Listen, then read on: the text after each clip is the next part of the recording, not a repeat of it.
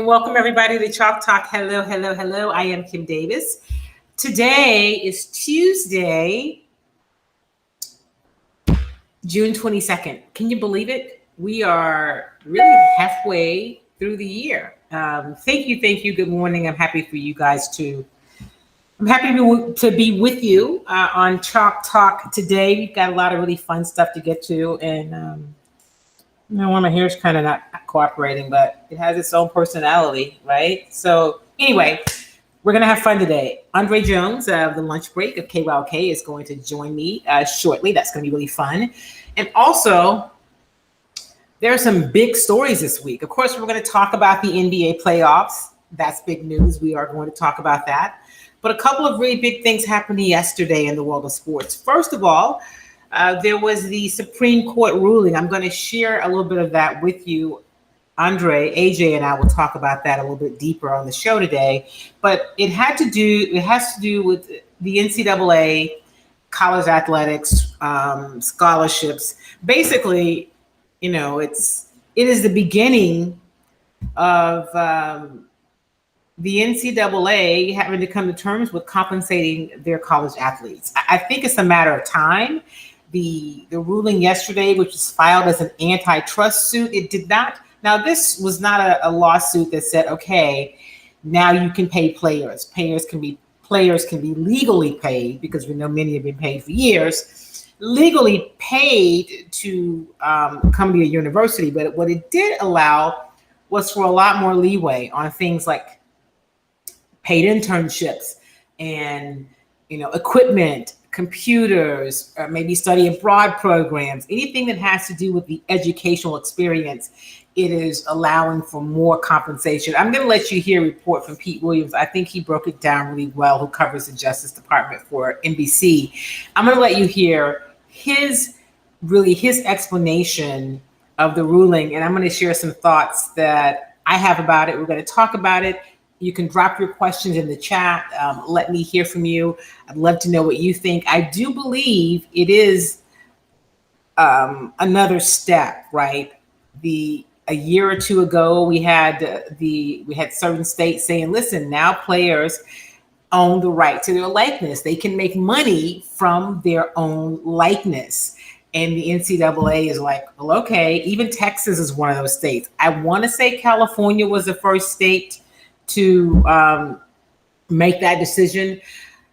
So we're seeing other steps. We're seeing things take place as the NCAA has to come to terms with the fact that you don't get to make all of this money, hundreds of millions of dollars off the backs of these athletes and not compensate them. That's eventually going to change.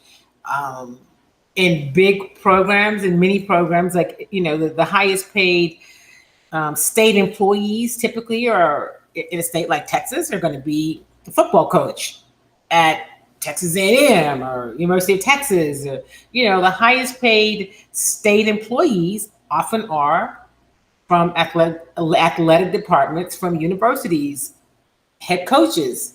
So how does that really fare? Well, you can say, well, they're the ones that are leading these programs, bringing all of this money to these institutions, but who else is helping them do that? So it's, we've been talking about this for years, actually for decades. My entire time of covering sports, the conversation about paying athletes has been, it has been prevalent, right? But it's changed over the years. And it was a unanimous ruling yesterday with the Supreme Court, and one of the justices, I believe, said,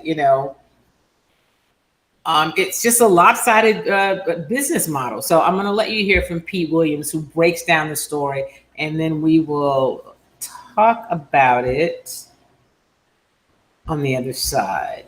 There is a decision. It is unanimous. Pete Williams, I believe, is ready to go for us now. Pete, are you with us? Sure. So this was not the question of whether they can be paid.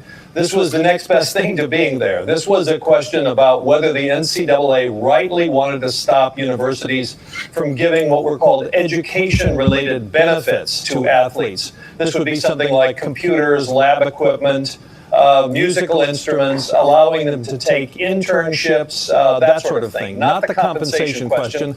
And the NCAA has lost this case. The NCAA went to the Supreme Court and said, please don't allow this to go into effect. Let us keep this in place.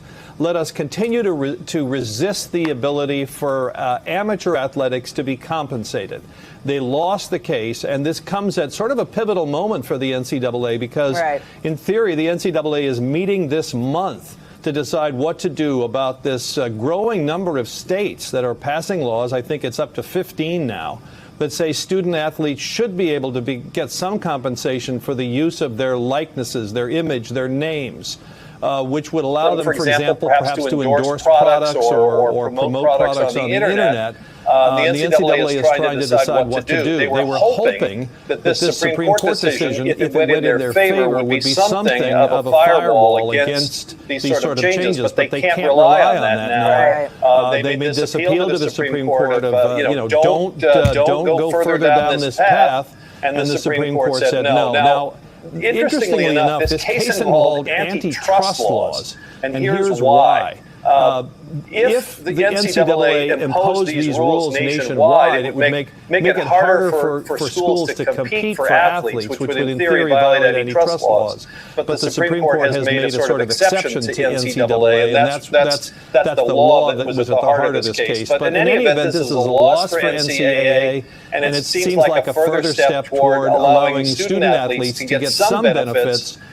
Even in the fact that their schools get enormous benefits from their play, they don't get much, and that's been the issue here. So it's a loss for the NCAA. Right, and one of the, you look at, for example, the pay for coaches, for example, for NCAA schools, D1 schools, that has come up. Pull on this thread a little bit, because I want to be really clear here. So it's not cash, right? It's not about whether athletes can get cash for playing, but it is benefits in some way. And is this not a little bit of opening the door to the potential for athletes to get paid down the road, which, as you know, is working on kind of a separate track with this name, image, likeness discussion happening over in the legislative side. So to be clear, these benefits were education-related, academic, non-athletic. Yes. That was the issue here. And this was unrelated to athletics. This was related to education, to academics. So the other side of this question is compensation for what they do out on the playing fields and the basketball courts and the swimming pool and so forth. And that was not an issue with this case. It's a loss for NCAA, and it seems that their ability to hold the line here is eroding. Pete, I don't know if you can hang for 1 second, because I do want to ask you. Maybe I'll ask you now. I know Kavitha Davidson, sports and culture writer for The Athletic, is standing by. But Pete, quickly, is there another case that is maybe working its way thits the system that could address that broader question on athlete payment? I think the broader question is one that the NCAA is confronted with right now. They presumably were going to meet this month to decide what to do. Forget the court cases. This is moving so fast in the states that the NCAA is trying to decide what to do about it, whether to allow some compensation for the use of an athlete's image or likeness or name. All right, so that was Pete Williams of NBC, who covers the Justice Department. I think he did a good job of breaking down the case, where it stands. And I think it is opening the door for us to eventually see payment for players. The NCAA, as he mentioned, is trying to hold on. They urge the court, please don't do this. They want to call it amateur play, but there's a lot of money in college athletics. Universities and the NCAA, the Power 5 schools, the schools with the really big programs, are making a lot of money. There's a lot of money, and that's what it comes down to, right? It comes down to money. So what does this mean? I think it means that we're getting a step closer to some compensation. And so this is about educational opportunities, but you can expand those and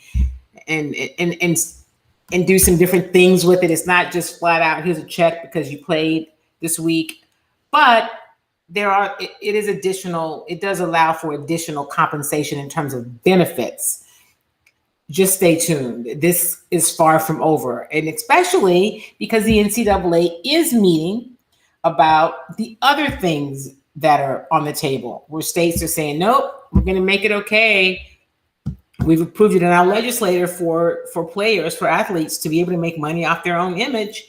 So we're going to see what happens. You know, what do they say? How do you eat an elephant? One bite at a time. This is just another bite. So that was one of the, that was a huge story yesterday when that story came down. And so the other big story was the defensive end from the Las Vegas Raiders came out and said that he is openly gay. Now he has acknowledged that he's gay. He's openly gay. He's that's what he said. I'm going to let you hear from Carl Nassib. He posted it on his Instagram page, and here's what he said on yesterday.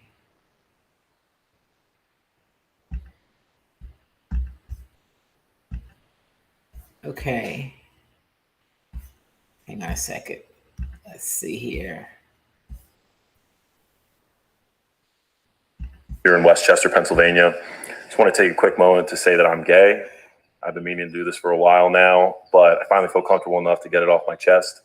I really have the best life. I got the best family, friends, and job a guy could ask for. I'm a pretty private person, so I hope you guys know that I'm really not doing this for attention. I just think that representation and visibility are so important.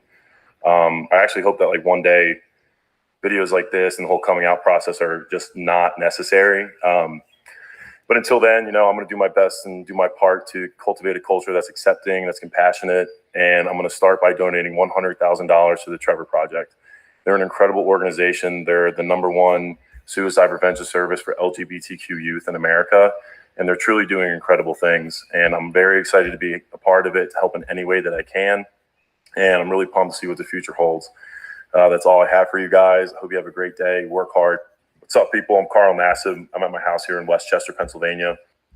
So he also went on to say about it being Pride Month.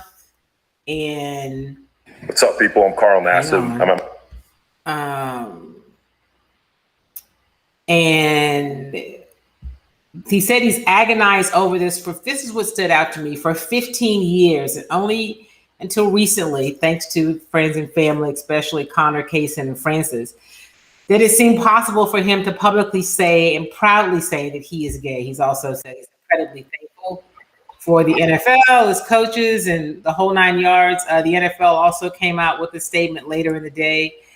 But that was a pretty big move. It was a first for the National Football League. We know of the NBA player years ago, but this is a guy who's playing in the league. He's a defensive end.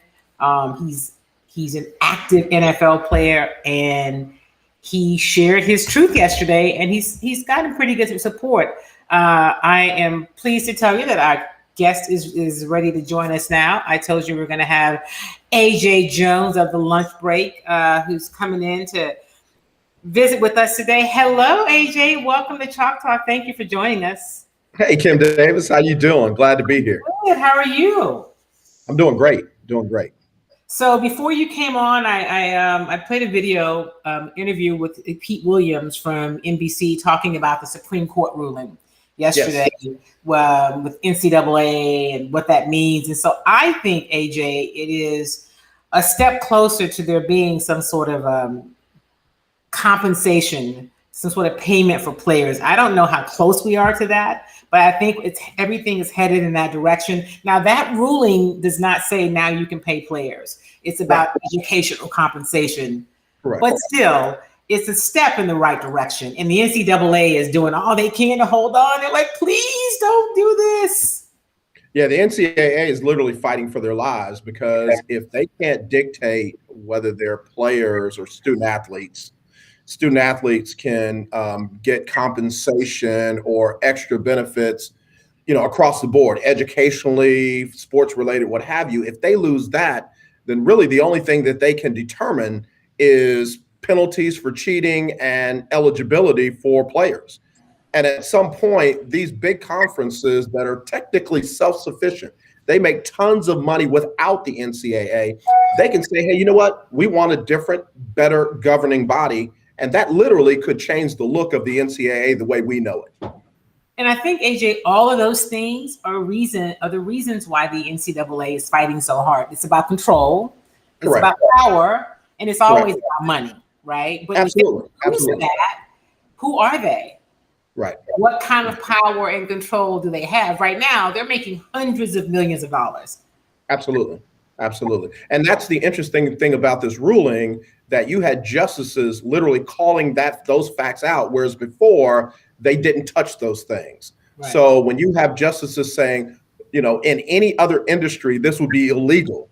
When you look at how much money the president of the organization is making, when you look at how much money the organization generates off of tournaments and things like that, and when you look at how little money, if any, the student athlete is receiving, you mean to tell me you don't want to get this kid a laptop? They literally took the NCAA to task, and they did it 9-0. So there is no gray area here. The NCAA has got to realize that this is a wake-up call. You're not just fighting for these issues, you're literally fighting for your existence. Well, you know, and I think they probably do realize that. I think what they're having to come to terms with is that you're losing these battles, right? Because this was filed as an antitrust lawsuit. Correct. And at the very same time, the conversations about players, student athletes, likenesses, being able to make money off their likeness, that's another track. And they're having that conversation almost at the same time. And so I think it is up to 15 states now, including Texas, that are saying student athletes in this state are able to make money off their likeness. So they're gonna have to get their arms around what it means. You know, and I've talked to some college coaches who are like, create some problems, because if you talk about, you know, Title IX and equal compensation for men and women's sports, what does that look like? What happens for players who are not the stars of their team? I get all of that, but the reality is the tide is turning. I remember when I first started covering sports back in the late 80s. Remember, I was like 7. But we had conversations about paying athletes, and there was a very different feeling around it. People were not as receptive. It's always been a big moneymaker for the NCAA and athletic programs, but the tide has changed completely. There's a whole different feeling about what these players should get. You know, when you think about in the states, who are the highest paid state employees? They're head coaches at Texas A&M, University of Texas, or you know, pick a school. And again, that's you know, to tie this all together, that's the point that, you know, some of the justices brought out. When you look at the money that Nick Saban is making, when you look at the money Dabo Swinney is making, when you look at the money even Jimbo Fisher is making at A&M, you know, there's no way you can justify any longer not giving, at least for an educational standpoint, what these student athletes need. And like you said, the next separate hurdle is name, image, and likeness. If you look at that, just the term itself, we are arguing over whether AJ Jones can make money off of AJ Jones's name, his beautiful image, and his likeness. So if they make a video character of me, you mean to tell me I can't make money off of that? Let me get the Nick Saban .com to start making money off of that, and see how long it's gonna take Nick Saban to chase me down and sue me for all the money I made plus any money I was gonna make. And the NCAA has got to realize that there are people now, conservative people, and that's a whole different change now. Conservative people that are in power that are saying that's not going to get it done anymore. That's not going to get it done anymore. And one more thing to your point about how to share that wealth. If you look at the Georgia law says that all of the money goes into an account. And then when all the student athletes graduate, golfers, tennis players, football players, basketball players, they get a portion of that money that everyone earned off of their name, image, and likeness, which to me is out of bounds. That's like, wait a minute, the third string golfer who didn't get up off of his butt to go find an endorsement is now making money off of me. That's even worse than what we had before. So our Chalk Talk legal expert has weighed in. He says, Any student that makes a discovery that is monetized is entitled to receive their money, but athletes aren't. I wonder why. Exactly. Right. Yeah. As a student in the School of Architecture at Tulane University, if I wanted to take a job, if a company wanted to have me as the face of their company, I could do that. I could receive that money. Right. AJ, the diver, and I was on the diving team at Tulane. I ran track at Tulane. I couldn't receive a dime of that. I could not get one. Diver? Yeah, I was on the diving team. I didn't know that. I thought that was just kind of it. Oh, wow. Okay. Yeah. So, I mean, literally, that was an unfair benefit. I was getting an unfair benefit over the other divers and over the other divers in the conference and, around the country. And that just makes no sense. There's no difference between the person. Right. But because I'm designated as an athlete, I can't have it. Because I'm designated as a student, I can. It makes no sense. But they call you a student athlete, right? Well, so why you can put it together if you want, but thank goodness the justices is now saying, now we're going to separate that. Because if you remember, one of the justices literally called them employees. You're literally, not allowed to stop your employees from getting what they need for their education. And that literally changed everything. It's a game changer. I mean, if you talk about game changers, yesterday was one, and it is just the beginning of something that is long overdue. I spoke to an agent friend who said it's about time. We talked about, he gave cited so many examples of players he had represented who how their likeness was used and they couldn't make any of the money. From it. So whether it's in a documentary or on a piece of clothing or whatever it is. So, Charles says athletic departments build libraries and pay salaries, pay the athletes. Yeah. If you don't receive a degree, you still don't receive any compensation. That's right. True. It doesn't change. And it's not as though everyone that goes to college gets a degree. And it certainly isn't as though every athlete that goes to college gets a degree. So this is going to be something that we will continue to watch. It is far from over. It was a big step. And the fact that it was 9-0 just spoke volumes. It's called a shutout. It's called a shutout. And you had support for this ruling from the NFL, the NBA, the WNBA, and I believe Major League Baseball. So the professional leagues are behind this as well. Probably so they can stop this. The players trying to come straight from high school to college, which is a whole nother topic. Right. Whole nother subject. So the other big story yesterday was Carl Nassib of the Las Vegas, I have to make myself say Las Vegas Raiders coming out. He is the first active openly gay player in the NFL.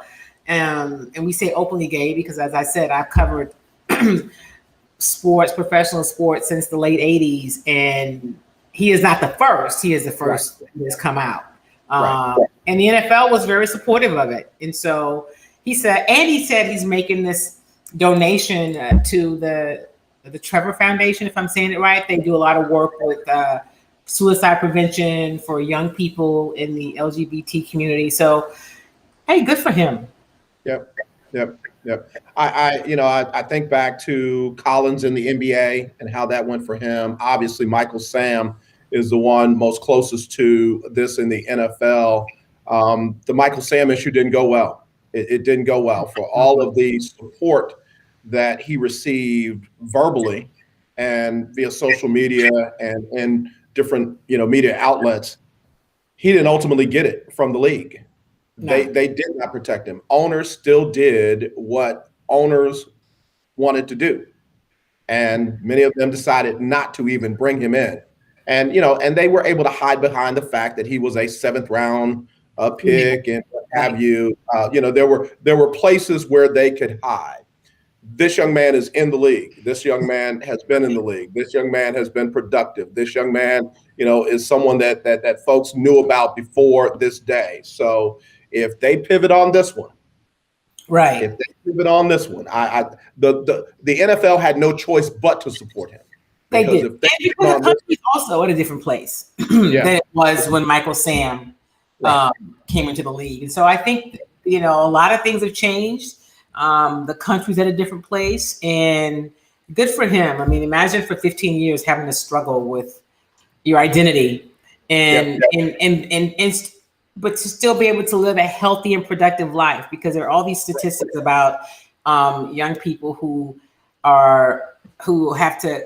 struggle with their identity because of how it could be received, and that suicide rate. I mean, and so good for him for having the support around him with friends and family, that he could be healthy and able to make this decision. And now he's putting money to try to help other young people be able to deal with these kinds of life choices. Two huge stories yesterday, that neither of which we expected. We're in the middle of the NBA playoffs, which have been riveting, which is where the other big news comes from. Before I do that, though, I've got to just put a pin in the conversation, and I got to talk about my Houston Astros, who are just hitting the cover off the ball. I'm super excited, and I don't have any Astros sound today. I'll play some on my platforms later in the week, but I didn't want to get, because when we get in the NBA playoffs, I could get sidetracked, but I got to say something about the way these Houston Astros are playing offensively. I love it. Yeah, they're tied for the best record in the American League, which is not bad considering how they started. I was asked a question on one of my other stations today: are they peaking too soon? There is a possibility of that, because we've seen the bats go cold at the wrong time. Right. We've seen the starting pitching be a problem, and we've seen the bullpen be a problem. So that remains to be seen, but it's definitely good to see the bats as awake and as alive, and to go along with some good, decent pitching, because the entire bullpen as well as the starting pitchers only allowed 2 runs yesterday, which ain't bad at all. It's Baltimore, right? But still, we'll take it. And I think the whole peaking too soon, but here's the thing: it's such a long season, right? We aren't even at the All-Star break yet. We're going to see the peaks and valleys. We're going to see them have some. You're not going to hit the ball like that through 182 games. It's just not going to happen. 162 games. But I do think it's good to see them swinging the bat well, and you build some momentum. So when you have those lulls, you got a little bit of cushion, and I think that's what's important. It's just as we'd rather see this in late August, but as long as they can stay somewhere at the top of the peak more often than not, I'm okay with that. Yeah, I was trying to explain to somebody, hot is one thing. Right. Slumping is something totally different. Right. And what you don't want them to do is get into a slump heading into the playoffs, because that's something different. That's a funk that you don't know how long it's going to last. Right. Teams can be hot, that's great, but you want them to be consistent, and that's sometimes a little less than hot, but it's definitely not slumping. So you don't want them slumping heading into the playoffs. All right, so speaking of playoffs, we're going to talk some NBA playoffs, okay? We are in conference finals, and we've had some great games. The Game 7 in the East with the Bucks and the Nets was outstanding. Kevin Durant was wearing a cape, basically. And I saw where one of your friends from the Chronicle tweeted after that game. He says, well, James Harden's season ended at the same way it did when he was with the Rockets with Russell Westbrook. So basically, he didn't get any further. I was like, look at you. He's right, but look at you. But Kevin Durant was pretty amazing in that series. How good do you think the Milwaukee Bucks are? And how do you think they stack up against the Atlanta Hawks before we talk about what's happening with the Sixers? Yeah, I got to say, I think the Milwaukee Bucks are really good. And I even kind of called it before the playoffs started, just the way I saw Milwaukee attack Brooklyn in back-to-back games. And yeah, they were without Harden or Kyrie. I think it was one week it was one, the other week it was the other one. But I wasn't looking at, those kind of matchups. I was looking at the attack. Giannis, didn't stand back and settle for this. Holiday didn't stand back and settle for that. Middleton was Middleton. He's that consistent one. I say all that to say I think they're good. Can't believe I'm going to channel Charles Barkley. I don't know how smart they are. I don't know how smart they are. Charles did that, did he? I know he didn't. Okay, I'm sorry. Yeah, but because and Kenny Smith agreed with him, and I had to agree with the two of them. When you've got a hobbled James Harden and you're Drew Holiday, you're not settling for step back threes. That's not your game. You can drive that person to the basket and pretty much have your will and force someone to come over and help and dish to one of your other players who can score and who can finish. And they did not do that. And there were times when Harden was on Giannis. Think about that. Yeah. Giannis, and Giannis did not have a post-up game where he could back him down and force the team to have to do something defensively. He settled for a lot of tough shots. So if they couldn't figure that out with injured Harden minus Kyrie, and you allowed Kevin Durant to do everything that Kevin Durant did, I'm wondering if you learned anything from that heading into the Atlanta series, because let me tell you something, Trae Young doesn't care. He does not care. Give it to him, he's going to take it. You don't give it to him, he's going to take it, and he's going to find a way to get his other guys involved. So I say that to say, if they don't learn from what they just survived in that semifinals, I don't think they're going to pass. I don't think they're going to get through. So you talk about the Atlanta Hawks and Trae Young. We also got to talk about the job that Nate McMillan has done, right? Oh, he took absolutely. the team over, and they were, I forget how many games under 500, but he has done a really good job with getting the best out of them. And Trae Young is just pretty doggone amazing. You know, I love that he has embraced his role. Yeah, I love how he has. Y'all don't want me to be the good guy? All right, then I'll be the bad guy. I don't know if you're a wrestling fan, but I likened it to the time where, you know, Rainbow Hulk Hogan walked down to the ring and pulled open his shirt, and it had NWO on it. Like Mr. Perfect Good Guy turned into Mr. Perfect Bad Guy in 1 minute. That's Trae Young. Trae Young's like, I want to be liked, but if y'all don't like me, then you're going to have to deal with me. And I love that. Well, it has been exciting watching them play. And Clint Capella has found some space, right? Clint Capella is showing up in a way that, you know, I think folks didn't think he could. And I think part of the reason when they moved Clint from Houston was it was just so clogged up in the middle, trying to make some room for Russ and figure out what they could do when, you know, with that move, when they should have never made the move. They should have kept Chris Paul. But at any rate, Clint Capella. Ken, I literally had to read a prepared statement on my show apologizing for things that I said about Clint Capella because I feel like he has personally proved me wrong. Like, Mr. Jones, that's for you. Like, you know, it's like he is just pointing in my face to say, see, I told you I was better than that. So, yeah, I'm happy for him, though. Very happy for him. And like you said, right place. Yeah. Nate McMillan deserves all the credit and accolades because he's getting out of those guys what other people could not get out of them. Yeah. And look at what happened behind him. They have let go in Indiana the coach that they thought would be a better option than Nate McMillan. So I think he's proved all of his naysayers and doubters wrong. So the Atlanta Hawks and the Bucks will play to see who gets to represent the East in the NBA Finals. And, of course, in the West. But before we do that, let's talk about the 76ers because there's been a lot of conversation about the 76ers, Ben Simmons in particular, what to do with Ben Simmons. And I'm going to show a little bit of this tape for a moment. And that's not the one. Let's do this.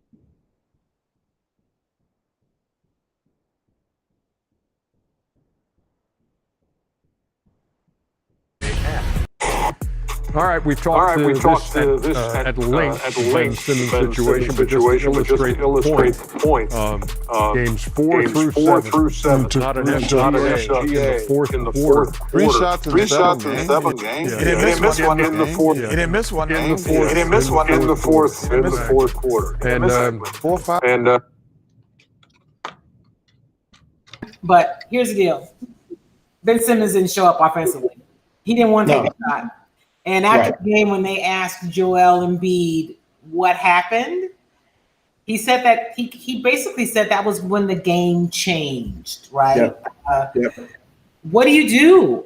After the game, Doc Rivers said, we're just going to have to get in the gym and work on a lot of stuff. And Ben, he faced the media and he said, you're right. I'm going to have to work on all of that. My shot, he owned it. He did. But is his time up in Philly? Does he need a new environment, a new team? What would you say about Ben Simmons and his future? Well, I definitely think it's tenuous at best. I think there is our view of it, the media / fan view of it, but I also think there's the Doc Rivers organization side of it. Doc is a player's coach that's really, really knowledgeable, and Doc wants to do everything that he can for the young man if he's willing. If the young man is willing to receive Doc's help, and just from that clip that you were referring to, he wants that help. He goes, "Yeah, I got a lot I got to work on. I want to be here in Philly." And if that's the case, I believe Doc, knowing him the way that we do, Kim, he's going to do everything he can to get him serviceable. I think what we saw, definitely that game 7, was more mental than ability. So mental. Yeah. So, go back to Nick Anderson on the free throw line for Orlando with, I got to make one of these, man. I just got to get one. A 90% free throw shooter wasn't even close. And he ended up being okay. I say all that to say that if internally they can't make it work, then you'll see him get moved on, regardless of what we and the media and the fans think. If they can make it work, I think that you'll see a more determined, a more focused, and probably even a more lethal Ben Simmons than we saw before. The young man was afraid to take shots because he thought he was going to get fouled and end up having to go to the free throw line. Is that amazing? It is. Really, it is. It's a whole different approach from like a hack a Shaq, right? He's so talented. Yep. He's so talented. And he's a finisher. He's a finisher at the rim. So 9 times out of 10, he was at least going to get 2 out of the deal if he went in there. It's just that third one that would have been questionable. Again, I say all that to say him not being mentally and physically there allowed that defense to play 5-on-4. And anytime you're playing 5-on-4, you're going to lose. And that's ultimately what happened to him. That's ultimately what happened. I'm talking to Andre Jones of the Lunchbreak on KYOK. He is my colleague, but he's my brother friend, and I'm glad he's joining me today so we can talk a little bit about the NBA playoffs. It has been fun to watch. I'm excited about the West. I don't make any bones about it. I'm pulling for the Suns, Chris Paul and Monty Williams, that whole group. And hopefully Chris Paul gets back in soon, right? Hopefully he's back on the court soon. I don't think that it is. The last I heard yesterday, Monty said it's still day to day. So I don't know if he's going to play tonight or if he'll get to play when they go to LA. I'm not really sure. It was good to see them win that first game without him, but they're pretty good. And Devin Booker is also the real deal. Now, unlike Stephen A., I am not quite ready to do the whole Kobe Bryant comparison. I think it's unfair to put that on him. He's good, but don't do it. Don't. Yeah, that's interesting that Stephen A. would do that, because what I've been saying is what Devin has been saying. Devin keeps referencing a conversation that he had with Kobe, where Kobe just imparted all these words of wisdom, and some of them Devin has literally tattooed on his body. That's how impacted he was by this interaction.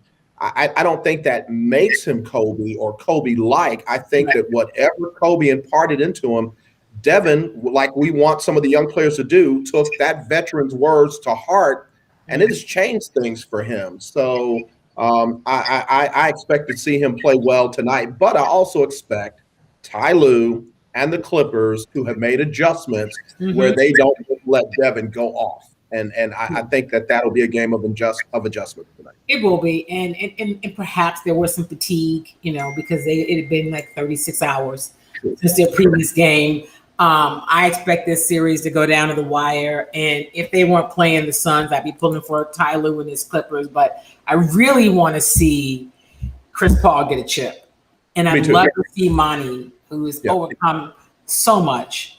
I'd love to see them win it all. And I'm sure you were there the night that the Rockets played New Orleans, and we just got word that Monty's wife had passed away. Yeah. And Monty Williams was standing in the hallway right there with the backdrop doing the interview. And I'm sitting here thinking to myself, why are we talking to this man right now? Like, why are we talking to him? Even though not everybody's asking basketball questions, why is he even here right now? And I'm thinking, and I just could not get over that. And I am 1,000% rooting for Monty Williams, given the fact that he just stood there and just every question, he tried to answer every question in spite of, what had recently happened. So him and Chris Paul, I am definitely rooting for. So what do you think? Does the winner come out of the West? If it is Atlanta in the East, and who would you pick right now to win it all? Is it Atlanta? Phoenix, and I'll tell you why. Phoenix's depth, along with Monty Williams' coaching, right now feels like the better of all the remaining teams to me. Phoenix makes fewer mistakes. Monty is real good with rotation and getting problems off the court and solutions on the court. And again, haven't quite seen that out of Budenholzer. Haven't quite seen that totally out of Nate McMillan, and definitely haven't quite seen it out of Ty Lue. Not saying that they are coaching poorly. Monty is just a little bit of a step up than what those other three coaches are right now. Well, I hope that you're right. I tend to agree. And I do hope that Chris Paul is able to get back. I know he was very disappointed when he went into the COVID protocols, and there seems to be the thought seems to be that he was vaccinated, which means that his time in the protocol would be probably limited, would not be as long. He wouldn't have to do the mandatory 10 days, but because of the whole HIPAA stuff, we don't know. But one of the Phoenix reporters came out earlier. They said he and some other players got the vaccine back in February. So, and as we know from all that we've learned about the vaccine is that you could still contract COVID, but you just have the symptoms and the level of illness and hospitalization and all that from it. So hopefully that is the case with him and he's able to get back. But I know that after the game one, they were FaceTiming him when they came off the court. They were super excited. He was excited. He's their leader, and it's just great to see him. And like he said, he handles it well, but he said, hey, in another place where I was, clearly he was talking about Houston, they gave up on me. Yeah, as we sit here tonight and get ready to see if we get the lottery number, if we get what we're calling the lottery. So Yep. I feel bad for Chris that he again is not out there and at a time he really wants to be. Of course, we remember here in Houston when the Rockets took a 3-2 lead over the Golden State Warriors, had home court advantage, 2 chances to win 1, and without Chris Paul, they couldn't get it done. And a lot of folks hang that on Chris. A lot of folks, he can't stay healthy. This isn't a case of that. And I'm glad to see the Suns players embrace Chris Paul for who he is and what he means to that team. I believe that he's going to get back out there. In fact, the report earlier today was that he and Kawhi are both out for tonight. Mm-hmm. But I believe that Chris is going to be back sooner than later and will get his chance to, give us all for his team. Right. And, of course, he'd rather be playing, but it gives him a little bit of rest. Sure, absolutely. Gives him a little bit of rest. Cedric says, way too much handshaking with fans, players, too much of a risk. One handshake away from being out of the game. That's interesting. That really is. That's a great point. As we move along as though COVID is behind us, there are some things that I am looking at people a little differently. And I don't want to shake hands with everybody. I just don't. I still, when I go in certain places, I wear masks, and I'm completely vaccinated, but I still observe some protocols. And so how people look at me, because they're like, why you got a mask on? Don't worry about it. And I'm using my hand sanitizer. I have it in my handbag, in my backpack, in my car, because this will not be the last. So you make a great point about that. It's difficult because you have this adrenaline and these people or your fans are supporting you, but you're right. It's risky. Yeah. Listen, AJ Jones, I know you've got a show to get ready for. Tell the good folk where they can catch you every day of the week if they want to hear more of this goodness. Hey, I appreciate you, Kim. Thanks for having me. I love Chalk Talk. I love Chalk Talk. So I'm on Monday through Friday from 12 to 2 on KYOK Radio in Houston. If you're in Houston, AM 1140, FM 92.3, or you can always stream it live on kyokradio.org. If you are a Facebooker, you can just look for the Lunchbreak Sports Talk Show in your search engine. Or on YouTube, The Lunch Break with AJ, The Lunch Break with AJ. So I appreciate you, Kim, and thanks for having me. All right, my friend. Have a great show. I will talk to you soon. Thanks for stopping by. No problem. Have a good one, Kim. All right, you too. All right, everybody. That's AJ Jones, The Lunch Break. You can catch him Monday through Friday on KYOK Radio. Cedric said it should be a moratorium. Would hate to see championship series with missing players. You can be vaccinated and still get the virus. You make a great point. You make a really good point about that. And so, that's something that the league is probably going to have to think about. How do you navigate that? How do you handle it? Because you don't want to see players out. But game 2 is tonight. Before the game, there will be the picking of the balls, the lottery. It's been a long time since the Houston Rockets, even had a first-round pick, and definitely since they were in the lottery. So we'll see where they end up tonight, who gets that overall coveted number 1 pick in the upcoming NBA draft. We'll know that tonight before the game 2 starts. It's West Coast, so I think it's an 8 o'clock start our time. But listen, so much basketball still left to be played, and I expect both of these series to be really hard fought. Game 1 went down to the wire. I expect tonight to be another tough game, and I like to see a good series, but ultimately, like I shared with AJ, I would like to see Chris Paul get his chip. I'd like to see him get his chip, and definitely to see Monty Williams win a ring as well. Okay, we are about out of time, but I want to tell you about something that's coming up. So I'm still working out the details, but I have a contest that we're going to have here on Chalk Talk, and I'm going to be giving away a year of yoga to one person, and at a studio where I practice. So maybe sometimes we could practice together. It has hot, it has slow. It's a great studio. It's about a $900 value.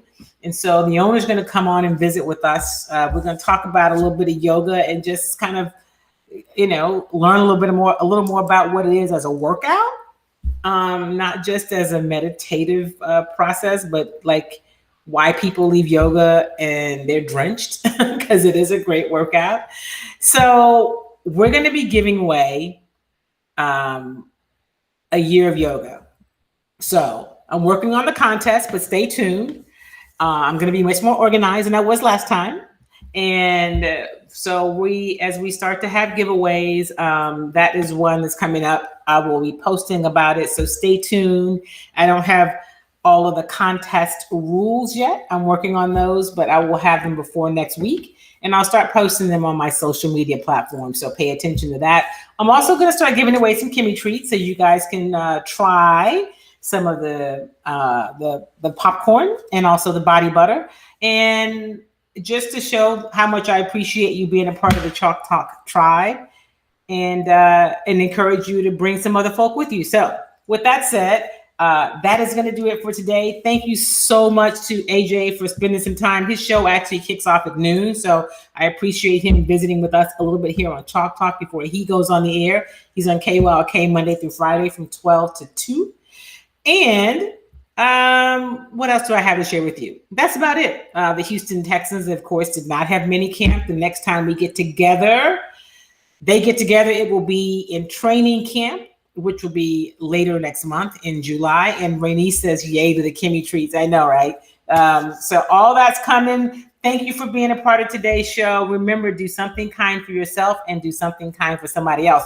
If you have not gotten the vaccine, consider doing it. No, just go do it. Get the vaccine, but continue to practice social distancing in the right spaces, right? Be careful how you move. Make sure that you're taking your hand sanitizer with you, that you're washing your hands frequently, because even though we may be out of the woods from COVID, COVID's not over, and it won't be the last virus that we're faced with. So let's try to get those healthy protocols in place as best we can so that we never have to have a pandemic like this again. All right. So thank you, everybody. Have a great, great week. I'll see you next Tuesday. I was going to say I'll be on the headlines on Chalk Talk. Make it a great week.